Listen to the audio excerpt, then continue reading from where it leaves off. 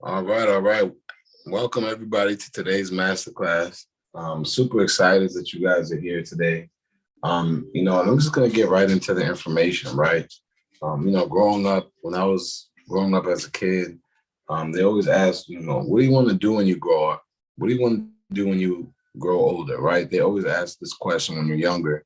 And I remember I just never really had an answer for that, right? And even though I never had an answer for that, I knew I wanted to be successful.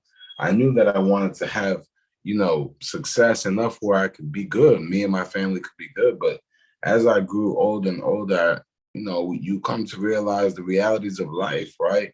It might be debt that holds you back. It might be, mindset. It might be family, friends, situation. But one thing that I heard is that, if you're born poor, that's okay. I mean, that's not your fault. But if you stay that way, then it is.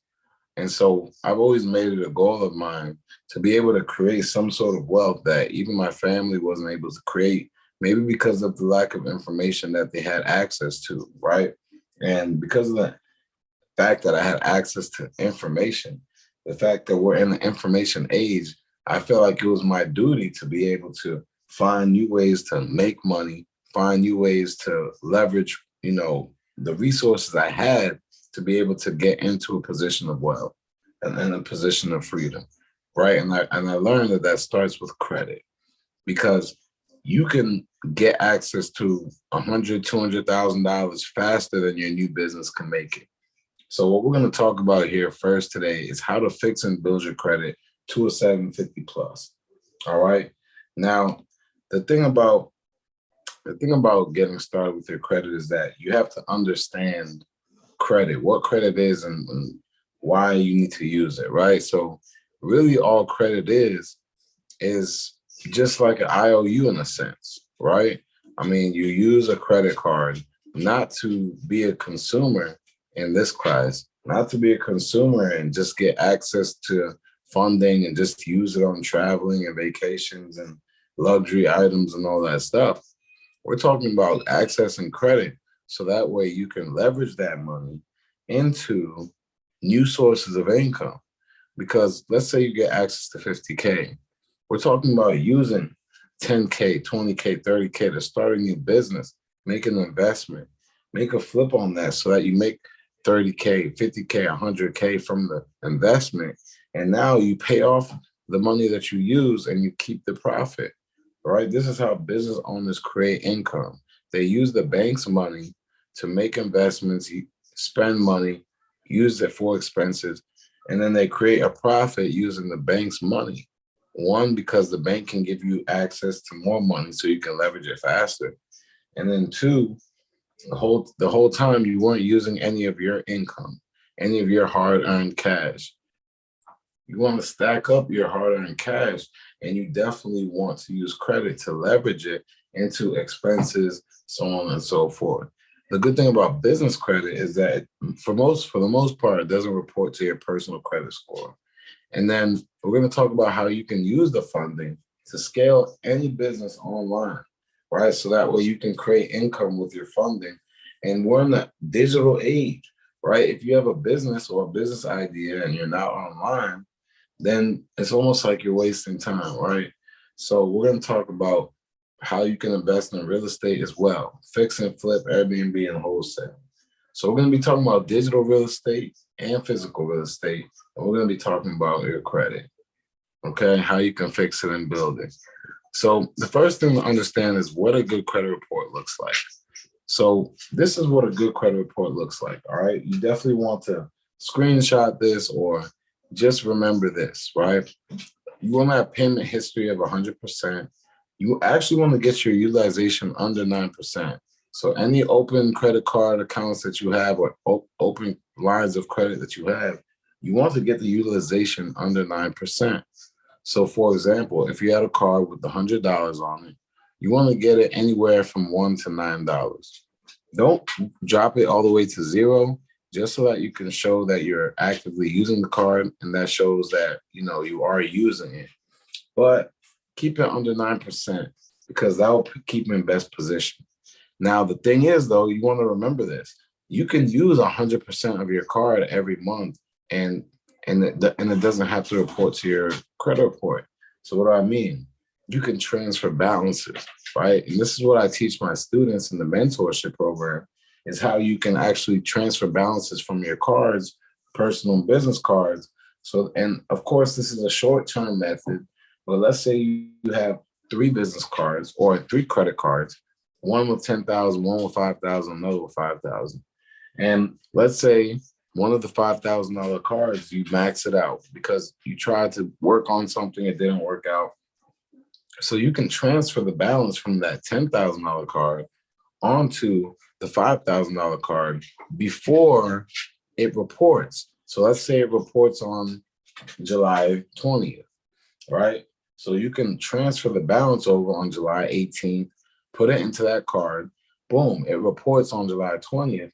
And then on July 21st or 22nd, you can pull that money out and put it back onto the $10,000 card. And now before it reports, before your $10,000 card reports to the bureaus, you can get the money back on there right on time. So that way it doesn't report that you took 5,000 out from the 10,000, right? And this is how you can transfer your balances and leverage credit whenever you're in a pickle of a situation, right? And so that might be a little more advanced for some of you that don't understand what I said. Join the mentorship so you can learn more about different hacks and tips and tricks on how you can fix and build your credit one-on-one with me, right? But essentially, just want to make sure your payment history is 100%. Make sure your utilization is under 9%. You want to have 0 derogatory marks, right? So no derogatory accounts. And then age of history, it's good to have about 6 years of history on your credit report because it just shows to banks and lenders that you've had time with credit and that you know how to manage it. And then having 10 plus positive accounts, super important. It's a common misconception that you want to have a little bit of or a small amount of cards or a small amount of credit, but that's a misconception. And you actually want to have 10 plus positive accounts because imagine if you were a bank or a lender. If you're going to lend someone credit, you want to know that they know how to manage credit, right? So that is why it's good to have about 10 plus positive accounts. And then you want to have less than 2 hard inquiries. So I teach my students and my mentees how to remove inquiries, how to remove negative accounts, derogatory marks from their credit, and how to increase age history on their profile if they, have a newer profile, right? And so that's one of the most important things, understanding what a good credit report looks like, okay? Now, so the first step after this, understanding what a good credit report looks like is, well, hey, what does your credit report look like, right? So if you go to the Stan store, my financial literacy store in my bio, on any of my platforms, you can go to my bio and you can go get your credit report for $1 with the software where you can literally see your all 3 bureaus, the FICO 8 score, not Credit Karma, because Credit Karma looks at your Vantage score and the banks look at your FICO 8. So if you go to my link, you can get your credit report for $1 across all bureaus, all reporting agencies, and you can see what your credit report looks like. See what the banks are looking at when they look at your credit, right? Because the beginning to knowing where you're going is being able to see where you're going, right? And so pull your credit report, take a look at it. If it doesn't look like this, then get it to look like this, right? And so if you need my help, definitely reach out to me. Now, the next step in fixing your credit is understanding that there's 3 primary bureaus: Equifax, TransUnion, and Experian. But there are secondary bureaus, essentially, that are harvesting your information. A lot of people don't know about these bureaus, but they're called the secondary bureaus because the main primary reporting agencies, whenever they're verifying your information or getting information about you, they're getting it from these 5 different bureaus. We have LexisNexis, Innovis, CoreLogic, SageStream, and ARS.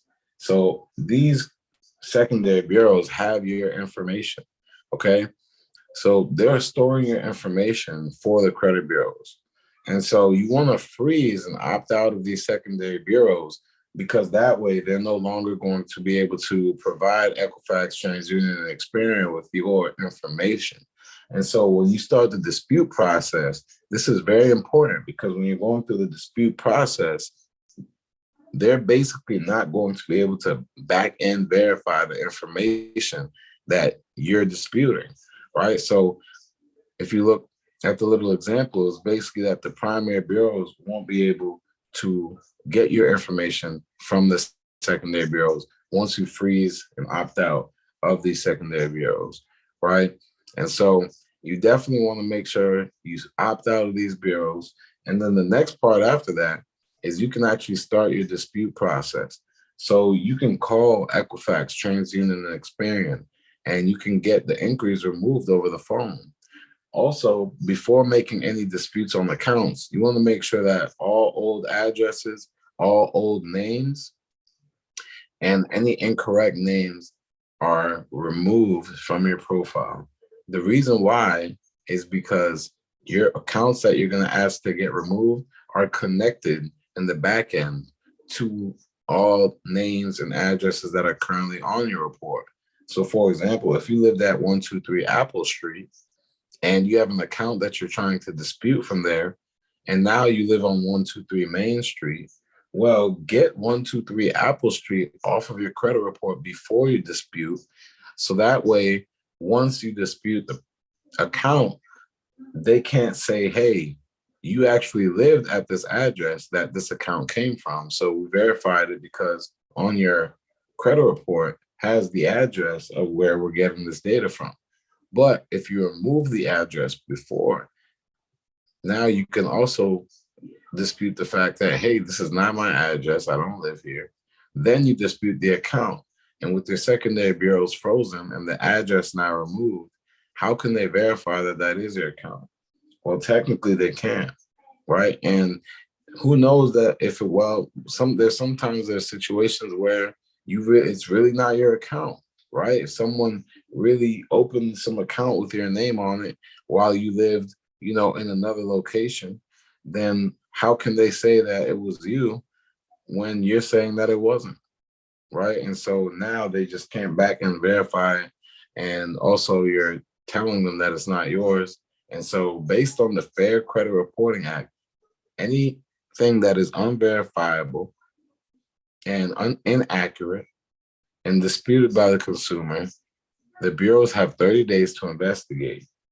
If they do not come up with the investigation verification of the account, then the item must be removed. This is under Section 609 of the Fair Credit Reporting Act. That's passed by Congress. So this is the law that they have to abide by.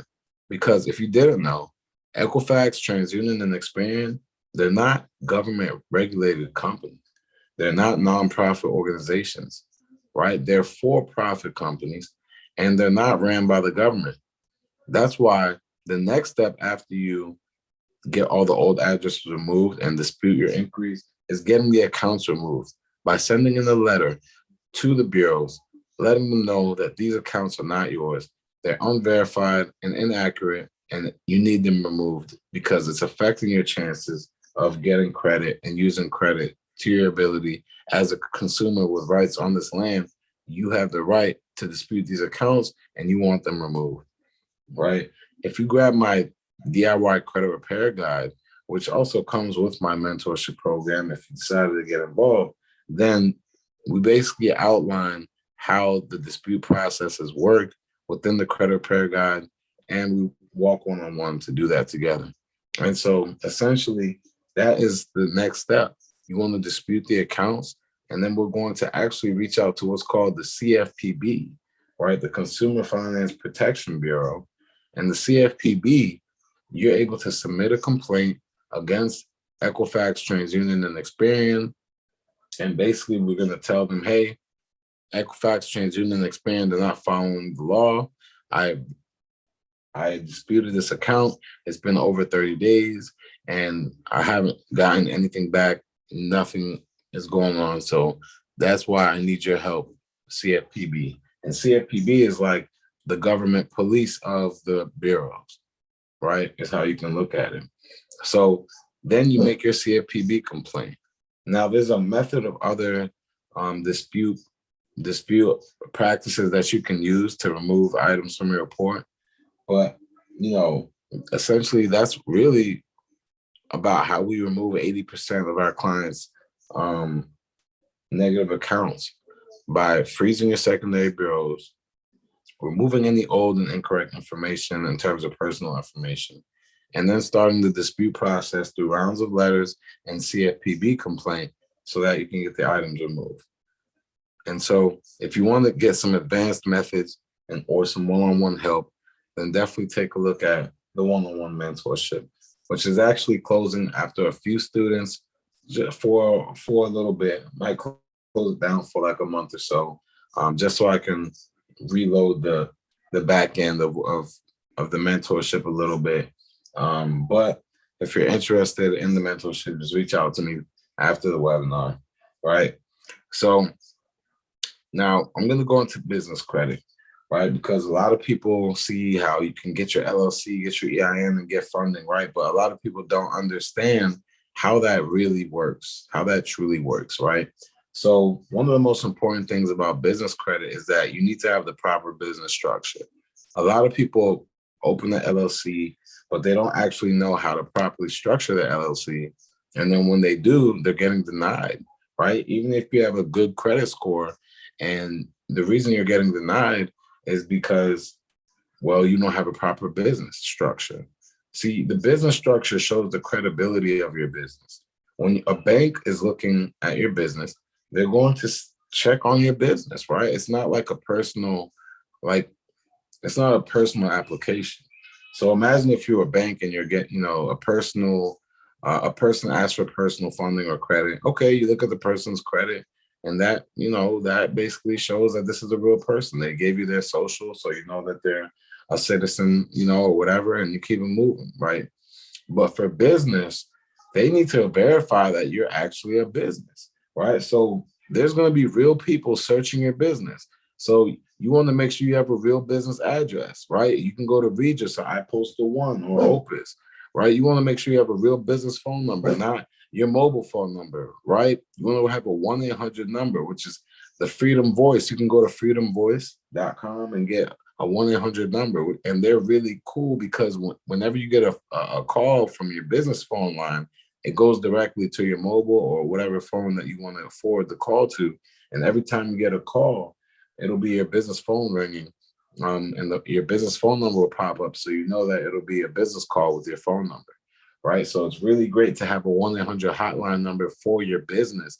Very inexpensive, right? So now you have a business address, you have a business phone number. You can go to GoDaddy and get a business email and a business website, and the business website, you can go Wix, Shopify. You basically just want to have some sort of landing page that just shows that you're a legitimate business. Okay. And then you grab your EIN and LLC, and it's a wrap. Now you have a properly structured business, and you want to get your business visibility, right? Get your business some visibility. So go on listyourself.net, get your business listed on the 411, get your business listed on Google, get your business listed on Yelp. Okay. So now when the banker is looking at your business, looking at your application, they're like, man, okay, we're searching them up. We see them on Google. We see them on Yelp. We see them on 411. We see that this is a real business, right? We're searching up their business. They have a real business address, right? They have a real business phone number, real business email, not a gmail.com or yahoo.com, right? So this is the business structure, how to properly structure your business, okay? I provide this information in my DIY business funding guide, which also comes in the mentorship as well. But if you want to grab that information, you can, because I also include 70 plus business trade lines you can access so that you can start building your business credit and access corporate funding, business trade lines with different store cards, so on and so forth. And it really goes into these steps on how to properly structure your business, right? So definitely grab a copy of that. So that way you can literally have this information, because this is information that can literally get you over 200K, 500K, over $1 million in credit. If you don't believe me, go look around. I mean, If you go online, there's a few different people that talk about how much credit they have access to, right? Me personally, I'm 25 years old. I've been able to access over $200,000 worth of credit, but I'm only 25 and I'm just still building my own portfolio while building my businesses. But I've helped people access hundreds of thousands of dollars of funding. And, essentially, there's no limit to the amount of businesses you can open. There's no limit to the amount of funding you can get. It's about getting the funding and then having a play to run with it, right? So that's why I teach people how to create income with their businesses, right? And we're going to talk about that next. But here's some banks, y'all, no docs and no PG cards that you can access to get funding, right? So what is no docs? No docs means that you can get funding without needing documentation such as business taxes. Sorry about that, right? My girl was calling me, but such as business taxes, right? You don't need to show business taxes. You don't need to show statements, right? You don't need to show revenue.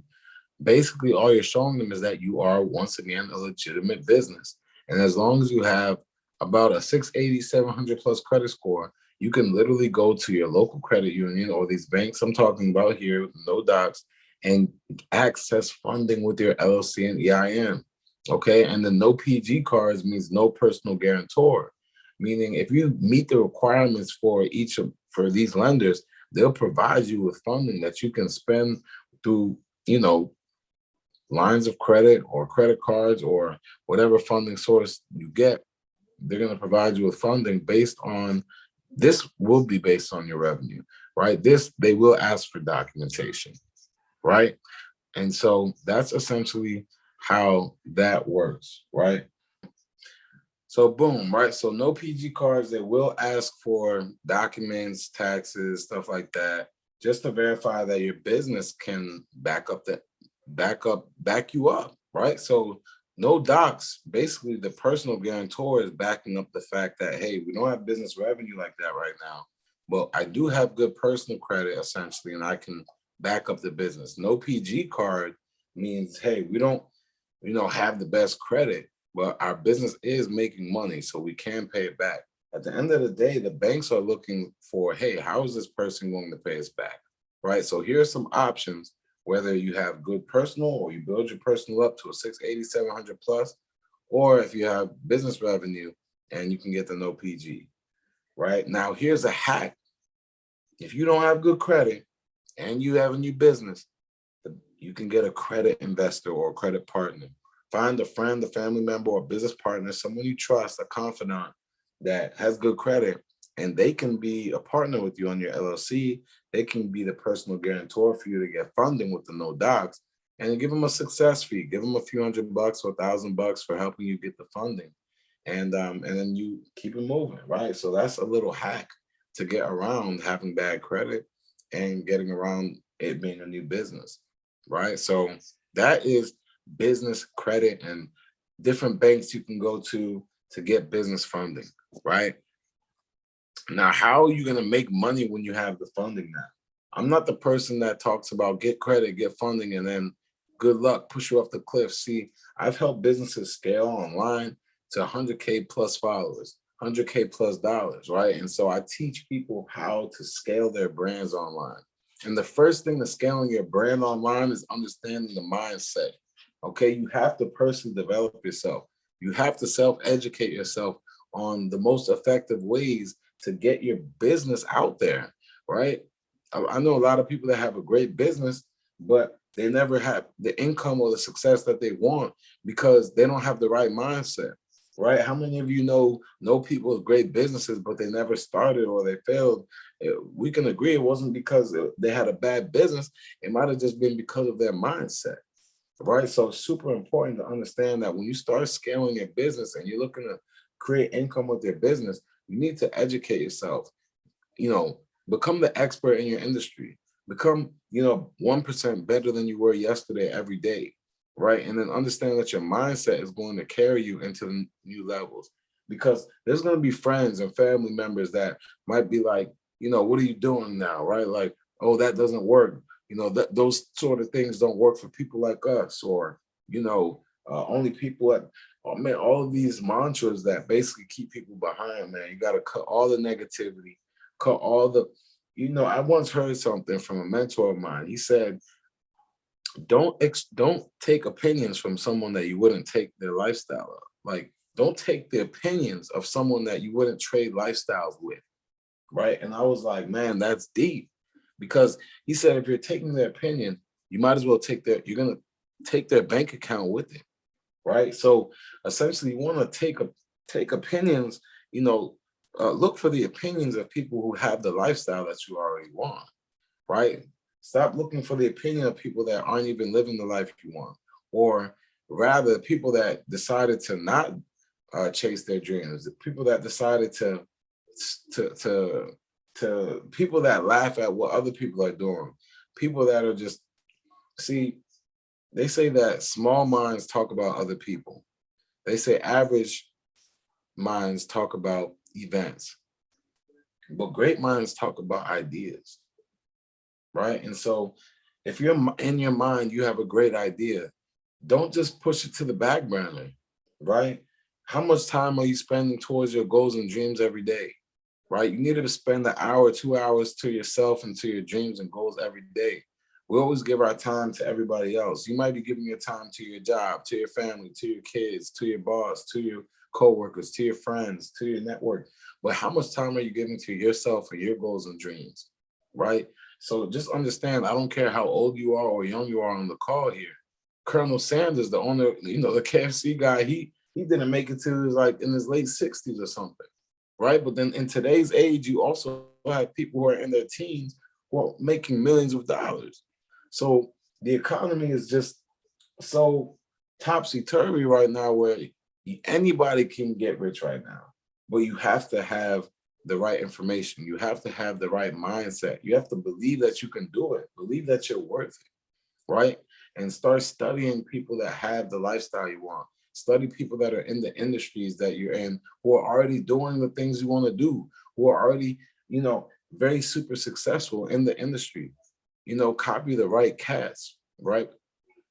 And then marketing, you want to make sure that you have content about your business. Figure out how you can make videos, reels, talk about stories in your videos, get testimonials from some customers that you might have, create testimonials, get your family and friends to try your product and get them to make videos and stories and testimonials about how you help them, right? And start making content, post 2 to 5 times a day about your business, okay? And you want to make calls. Who's on your phone right now that could get you to somebody else that could launch your business into a new network, right? Make calls to people in your network about what you're doing. Make calls to people that are outside of your network about what you're doing, right? Start to network, because your network is your net worth, okay? And get on different channels, okay? Not just social media channels. Of course, social media channels, all of them, like as much as you can handle, or you can hire a team to help you out, right? But YouTube, TikTok, Instagram, Facebook is a great start, right? They have Threads now, which is like Instagram's form of Twitter, so you can get out there on social media. Find the right audience, find your audience, make sure you know who your audience is, so that way you can market to their pain points. You can share how they can transform their lives with your product and your service, right? And then get on these different platforms, right? Get in virtual stages, get in physical stages. If you're in different networks, talk to people in your church, talk to people in your groups, talk to people that you graduated school with. You never know, right? But the reason why people aren't spending money with you is because if they don't know you, they can't flow you, right? So if people don't know you, they can't flow you. And that's why you need to gain attention, right? Your marketing is what's going to get you attention. But now turning attention to income is sales. So what you want to understand is that as you become a business owner, especially when you start out, it's gonna be a one-man team unless you have the capability or business plan or the funding or partners or something in your hand to help you leverage the fact that you're going to need either yourself to put in some more work over these next 6 to 12 months until you can hire a team, or you have the funding or some friends and family or some close business partners that can help you launch up from the ground, right? But you're going to be doing a majority of everything in the beginning. You're going to be your best salesman.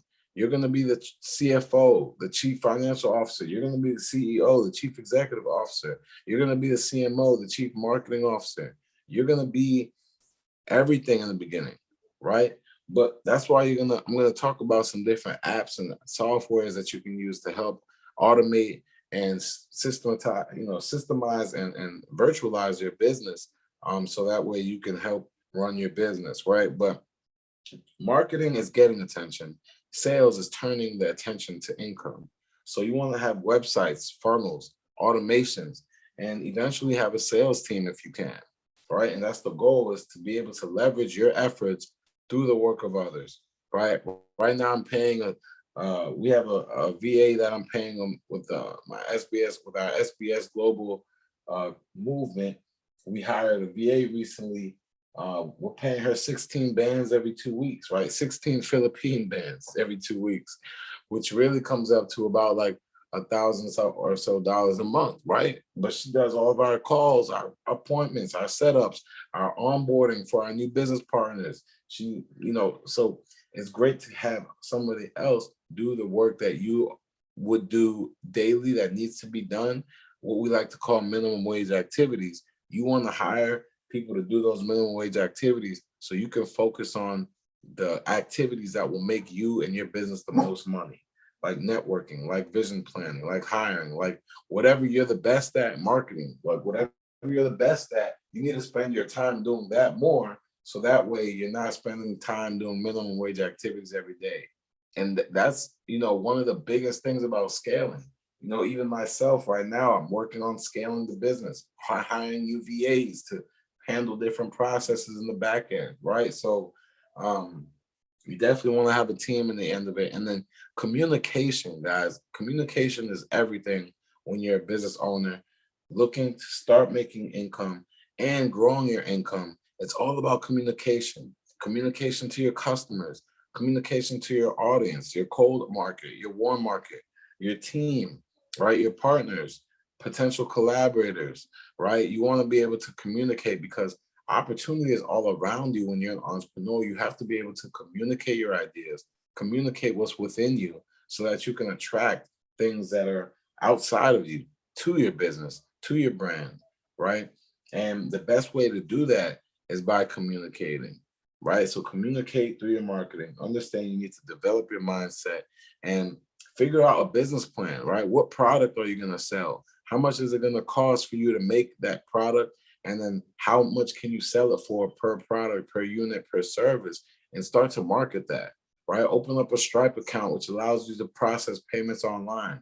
Go to Linktree or Stand Store. You can go to the link in my bio and go open up your own Stand Store, right?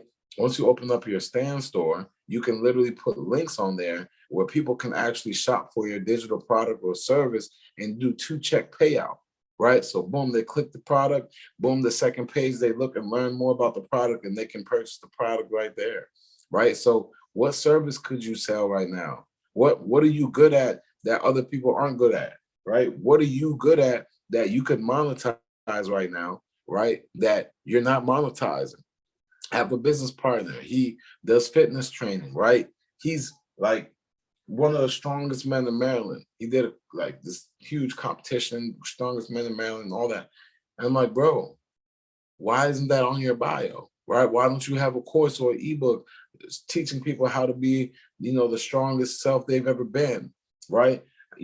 How to lose 60 pounds in 6 months, or, how to gain 30 pounds of muscle in 3 months, or, whatever it is, right? You need to be able to convert your information and your value into an ebook or a service and sell it online, right? You can use Chat GPT to help you create your ebook, right? And Canva to help you create the digital graphics of it all, or you can hire someone on Fiverr or Upwork or online jobs to do it for you. Okay, so that's why the next part of this is scaling with the right softwares and tools, so that way you're not like a chicken with your head cut off doing everything manually everywhere, right? Canva allows you to get beautiful digital artwork, right? Allows you to create digital, whatever you need digital. You can create invoices, receipts, presentations, ebooks, graphics, anything you need on canva.com, right? Is really a great editor, okay? Fonto is like a mini version of Canva. You can download right to your phone. It's basic, it's quick.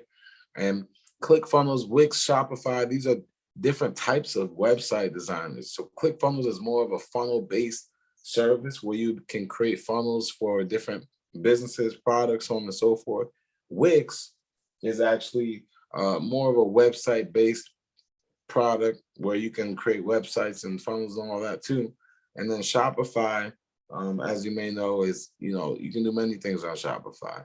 But the point is to get your business, get your product or your service, market it through a website, get some graphics, get a picture of yourself up there, get a bio, get some about you, get some story about your business and your brand and how you can help transform people's lives with your product and service, and market it through your website. Okay. Get a Stripe account so you can start accepting payments. Some of these have their own processors on their website, right? You can go to Fiverr or Upwork and hire someone to help you do the graphics, help you with your social media marketing, can help you create these websites and these funnels so that you don't have to, right? So you can get other hands to help you do things. You're not supposed to do everything by yourself, right? This isn't a job either where someone is going to give you someone to help you do it. You have to go out here and network. You have to go out here and find people that you want to work with, who's going to help you create these visions and these ideas that you have and create them, make them real life, right? And so you can go to Hootsuite that allows you to create automated posts, and you can use Trello to keep your team updated. If you have a social media manager here and you have a graphic designer here and you have a video editor here, you can get them all on Trello. So that way they're all updating each other and staying on the same line of work and can follow these tasks that you have appointed to them so everybody can be on the same page. And then you can use captions to upgrade the look of your videos. Right? So you can use captions to upgrade the look of your videos. When you're talking and you want to create content where you can talk, use the captions to really personify what you're saying, so that way people can really connect with your topic. And it's a cool way to basically get captions on the screen while you're talking, right? So that's how you can scale your business using different softwares and tools. And that's how you want to market and scale your business, right? And so as we close out, I'm going to be talking about real estate really briefly. But for Airbnb, right, you simply want to just acquire property. So you want to acquire property. You can go to Zillow. You can actually reach out to, different homeowners who are selling their homes and might not have been successful in selling it. You can go to Zillow and find people who are currently renting out their home but aren't having success renting it. And you can ask them if they accept corporate leases, because you have a business where you basically house travel nurses, traveling entrepreneurs, and salespeople, and provide them with housing. And if you get that permission from the owner to sublease the property, now you have your Airbnb business, guys. There it is. That's how you do it. That's how you can sublease someone else's property. So if you have your own property, great, right? Go get into a 2-bedroom apartment and lease out your home and start making money, right? If you're in that position. Or if you want to use someone else's property, then go ahead and ask them if you can sublease, if you accept corporate leases, because we provide housing for traveling professionals, right? Now that you've acquired the property, and of course, they're going to look at your credit, right? So typically most, landlords are looking for like that 650, 680 plus credit score. But now you have the property, right? Now, we already talked about how you can fix and build your credit, how to get business credit, right? So now that you acquire this property using your good credit, now you furnish the property using your business credit. Remember why? Because business credit doesn't report to our personal credit report, right? So why is that key? It's key because now you can be furnishing this property, right? Getting it ready for your Airbnb to list it out. But then you can, right when you're done and you list this property, you can go ahead and get another one because your personal credit wasn't affected. Because even though you spent 20, 30, $50,000 to fix up the property to start Airbnb, you literally, it's not on your personal credit, right? So you can literally go out and do the same thing, rinse and repeat the process because your personal credit wasn't affected. So now, since your personal credit wasn't affected, you can go to another place and get, they can run your credit again and you'll get accepted. Why? Because you never messed with your credit in the first place with the first one, because you had business credit now. What messes people up, y'all, if you don't understand why that's so important, is because what messes people up is that they get a property and then they use their personal credit to fix the Airbnb up. And then, it might take 30, 60, 90 days before you really start getting those full bookings, especially if you need to still learn how to market it and you need some traction or whatever the case may be. It might take some time, and your credit can take some hits if you're not making those payments, right? If you're not getting the profit you thought you were. So that's why it's important to use business credit to do business, so that way your personal credit isn't affected and you can still move how you need to move. So you furnish that property, you list the property, take excellent pictures so you can list the property and charge a competitive rate. Look at Airbnb, look at airdna.com. That's where you can search up properties value based on the Airbnb database and how well certain locations go, and how well they book in certain locations.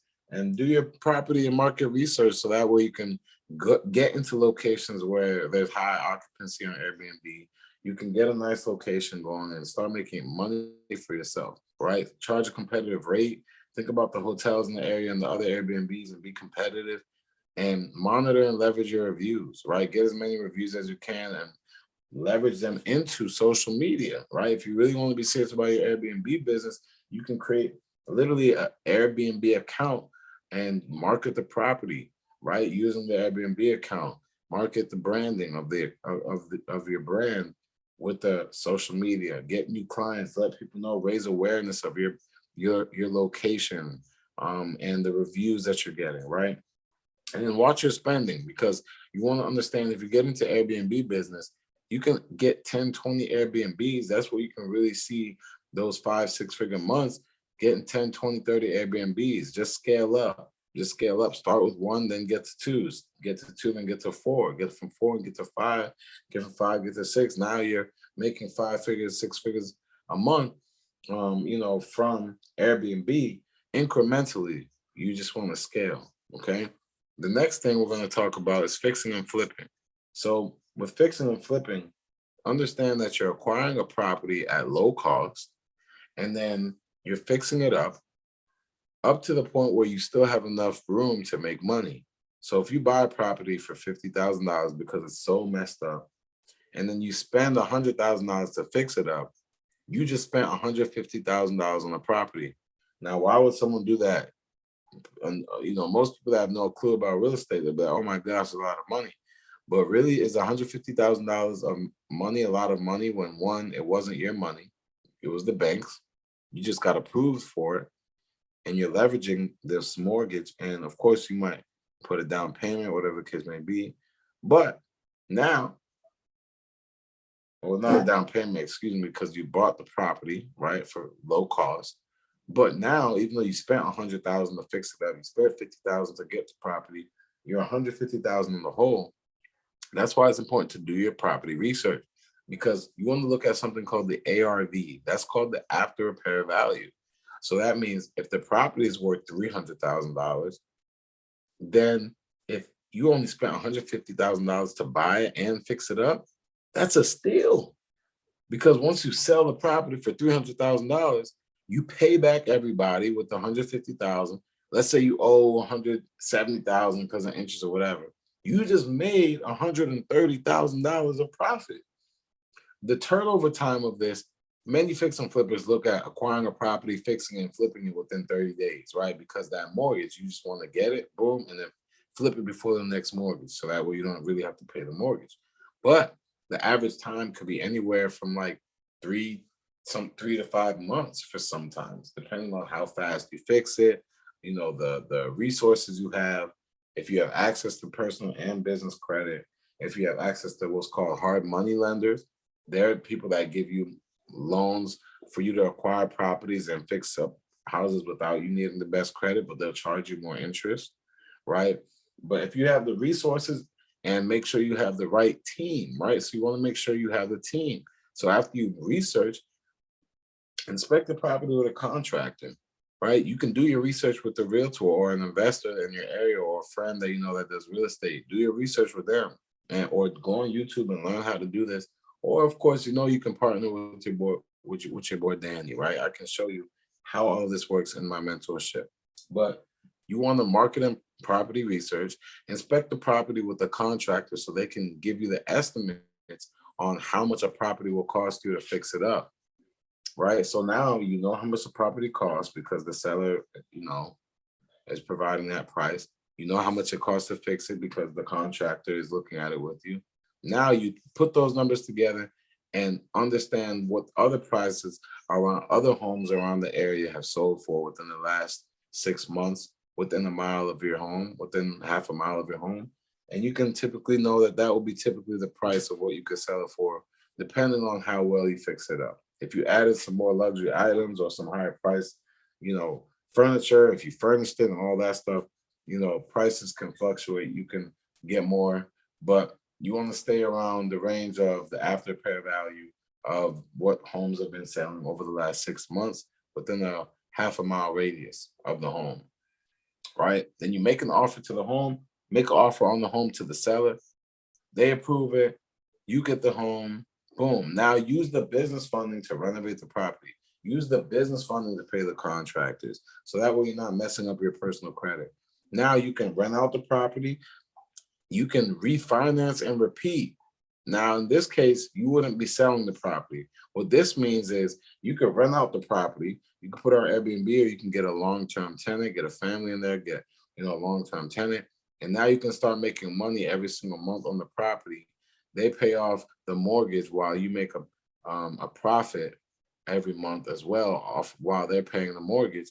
You also get depreciation and taxes and deductions, write-offs and all that stuff. I mean, which is great, right? I'm not a financial advisor, but definitely want to talk to your CPA about the benefits of real estate investing. Ask them about depreciation, ask them about write-offs, right? But you can also refinance once you're renting it out.